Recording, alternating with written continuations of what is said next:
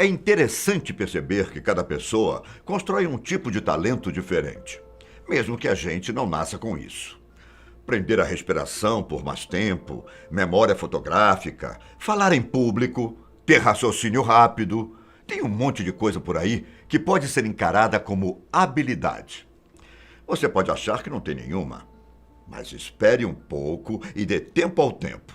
Uma hora você vai perceber que é bom em alguma coisa e vai dizer com todas as palavras: eu tenho um talento. Agora existem algumas pessoas com talentos extremamente exóticos. Não sei qual outra palavra usar para isso. Bom, seria no mínimo diferente. Quer um exemplo? Um homem chamado Frank Richards é capaz de aguentar qualquer tipo de pancada. Tudo começou quando ele percebeu a enorme habilidade que tinha em aguentar socos sem que sentisse dor. Os seus amigos começaram a usá-lo quase como um saco de pancadas. Ele aguentou de tudo: socos, chutes, pisadas e até golpes de boxeadores. Não, acredite se quiser, o homem era mesmo um casca-grossa. E ele só foi se aperfeiçoando cada vez mais na sua arte bizarra. Ele chegou ao extremo quando decidiu testar a sua habilidade em algo impensável. Será que o homem conseguiu sobreviver quando dispararam uma bala de canhão em seu estômago? Uma coisa dessas pode ser fatal para qualquer pessoa, ou pelo menos pode fazer com que a vítima vá parar no hospital. Eu sou Ivan Lima e agora você vai conferir as experiências do famoso Homem-Bola de Canhão. Conheço o Frank Cannonball Richards. Antes de mais nada, é importante que você conheça um tipo de entretenimento bastante popular na época: o gênero teatral vaudeville. É uma forma de entreter as pessoas com várias atrações impressionantes. As coisas não tinham ligação entre si, sendo que a única meta era fazer com que as pessoas se divertissem. Depois da Guerra Civil, esse tipo de teatro de variedades ganhou o gosto do povo nos Estados Unidos e no Canadá, especialmente entre os anos de 1800 a 1930. Os espetáculos eram uma mistura de música e humor, com toques bizarros para entreter ainda mais. Muitas apresentações aconteciam em bares e casas noturnas. Com isso, o principal público-alvo era a galera da classe média urbana. E eu vou te contar um negócio. Tinha de tudo que você pode imaginar: números musicais, mágica, acrobacias, teatro, performances de dança, enfim, de tudo um pouco. Lá no início desse tipo de entretenimento, as peças eram destinadas somente ao público masculino. Diziam que os atos eram grosseiros demais para as famílias. Com o sucesso ao redor do país, o gênero só cresceu e passou a ser produzido para todos os públicos. O principal foco? A família. Além disso, o vaudeville é bem parecido com os circos. Afinal, os artistas estavam sempre viajando de cidade em cidade para apresentar os seus números.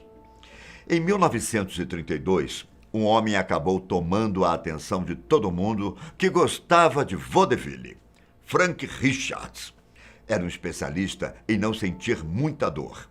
Ele era capaz de suportar pancadas, chutes e até marteladas no seu estômago. Tudo começou com uma brincadeira que fez com que o homem ganhasse um dinheirinho interessante. A sua barriga à prova de dor, mais tarde, virou uma das atrações mais populares. Muitas pessoas ficavam mais assustadas do que qualquer outra coisa. Pois imagine só, levar vários socos seguidos no estômago não deve trazer uma sensação muito boa. Não sei se acontece com você, mas meio que me coloco no lugar da pessoa e quase sinto a sua dor. Então, é uma atração muito agoniante para quem não está acostumado com o Frank Cannonball Richards.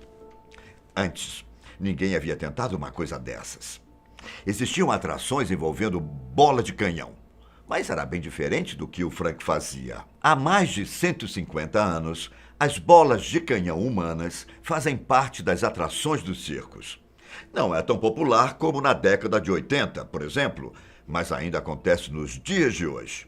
Muitas pessoas se sentiam, e ainda se sentem, extremamente entretidas vendo uma pessoa ser arremessada por um canhão. Uma mulher chamada Robin Valencia é expert em ser a bola humana do canhão. Com seus 45 anos, ela se apresenta em todo o mundo. Vestida com um macacão brilhante e usando um capacete vermelho, Robin sobe no canhão enquanto acena para o público. Depois, uma espécie de contagem regressiva começa e todo mundo fica encantado ao vê-la voando do canhão. Robin já foi questionada sobre como a atração funciona, mas ela nunca disse qual é o segredo. Dizendo ela, a apresentação é um grande segredo comercial. Robin só disse uma coisa para a BBC. Ela usa pólvora para se disparar do canhão. Para falar a verdade, a pólvora é usada apenas para criar a explosão da performance. Os canhões modernos usam ar comprimido ou uma corda elástica para fazer com que a mágica aconteça. Inclusive, antes de todas as suas apresentações, Robin gasta horas apenas configurando o canhão. Qualquer detalhezinho errado pode causar uma tragédia. Outro ponto interessante é a posição do seu corpo quando entra no canhão. Em entrevista para a BBC, ela diz que a posição determina a forma da aterrissagem. A artista precisa alinhar a coluna vertebral e os pés na posição correta. Alguns performers chegam a atingir a altura de 20 metros, quando arremessados para fora do canhão. É uma coisa realmente para quem não tem medo de altura ou de imprevistos. Até porque nem tudo é um mar de rosas e de aplausos. A história da bala de canhão humana envolve ferimentos graves e fatalidades. Um homem chegou a morrer no Reino Unido. Notícia antiga? Nem tanto assim. A tragédia aconteceu no ano de 2011, quando a rede de segurança desabou em um dos espetáculos. Robin Valencia sabe dos riscos da sua profissão. Por isso, ela está sempre preparada para os imprevistos. Uma rigorosa preparação e treinamento diário fazem com que a artista mantenha seus músculos fortes e ativos. Para ela, é importantíssimo se manter em forma para que nenhum problema aconteça. Além disso, ela faz questão de conferir a rede de segurança para ver se está tudo sob controle. Na época do Frank Richards, lá pelos anos de 1930, o canhão da sua performance era o de mola. Nada de pólvora, ar comprimido ou corda elástica. Não tinha a intensidade desses outros métodos, mas o impacto ainda poderia ser fatal para um humano comum.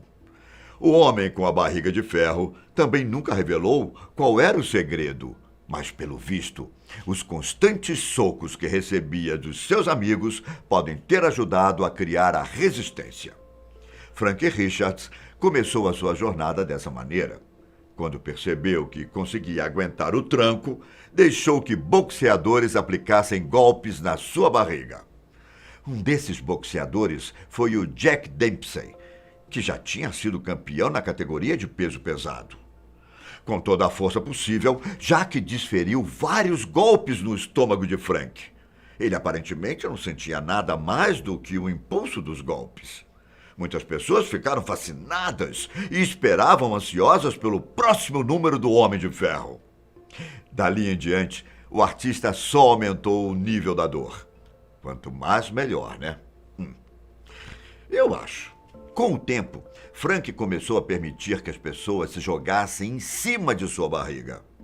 O homem ficava deitado enquanto pulavam bem de encontro ao seu estômago. Imagina a dor disso! Pelo amor de Deus, tenha misericórdia! No entanto, o que deixaria conhecido ainda estava por vir. Frank Richards apelou para o canhão. As pessoas disparavam uma bola de canhão direto na sua barriga, ultrapassando os limites da dor física. A façanha era realizada 2 vezes por dia durante o período de maior popularidade. E até hoje, as pessoas ainda não se esqueceram da barriga de ferro de Frank Richards. Nem mesmo os produtores de Os Simpsons deixaram isso passar batido. Em um episódio da 7ª temporada, Homer é contratado por um show de horrores e incorpora o Frank Richards. O personagem é atingido da mesma forma que o artista original, numa clara referência ao Homem da Barriga de Ferro. Afinal, Frank Richards foi a única pessoa que parou uma bola de canhão no estômago. Pois é, cada um com seu talento, né? Por mais bizarro que pareça. E com essa, eu vou ficando por aqui. Obrigado por assistir o vídeo até o final. Não esqueça de deixar o like e ativar o sininho para receber a notificação dos próximos vídeos. Nos vemos logo mais, ok? Um grande abraço. Tchau.